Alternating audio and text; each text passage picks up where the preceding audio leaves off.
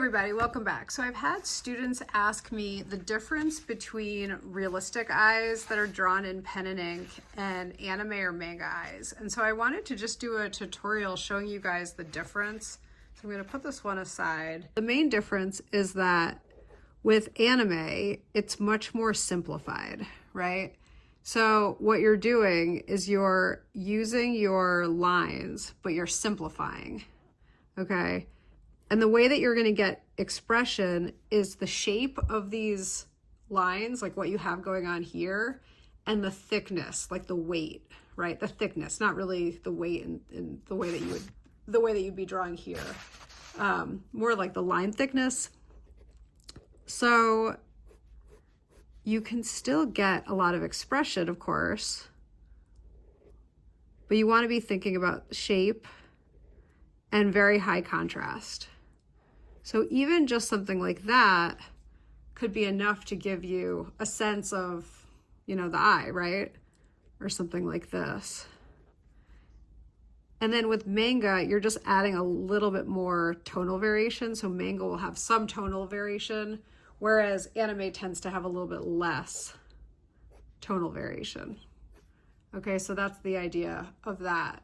Now, let's say we were going to draw a realistic, going back to this, let's look at what the difference is.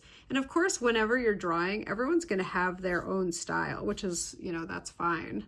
Okay, we'll just make this like this. Move this way. So I'm not drawing anyone in particular, but I'm just kind of sketching a general eye. Okay, so we'll have something like that. Now we're going to add in a lot of tonal variation. So I'm using different weights of line here.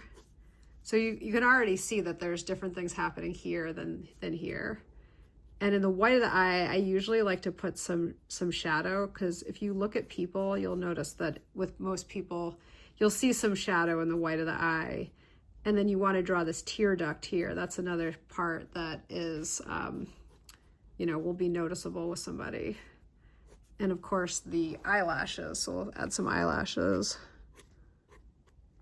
where you kind of just flick your hand a bit like that. And then you don't want to forget about the eyelid. So again, you're just doing a lot more with tonal variation. And the area around the eye here too, like this area. So sometimes when people are drawing, they kind of just think about, you know, the eye, right, like that. And they forget about all this area around. Let's see what this one, like around the eye, like that. Okay.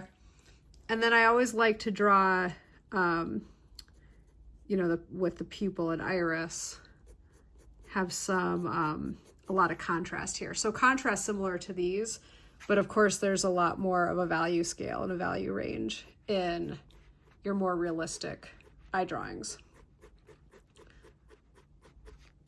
So let me know if that makes sense in the comments. And if you'd like to see more videos like this.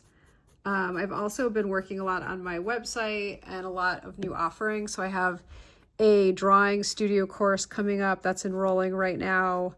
That's going to start in January. And I have a lot of teacher bundles. So if you happen to be a teacher, you know, work for teacher curriculums for teachers who are teaching students. So, you know, notice the difference, of course, between this and this are like very, very different. So hopefully that helps. Let me know what you thought in the comments, and I'll see you next time.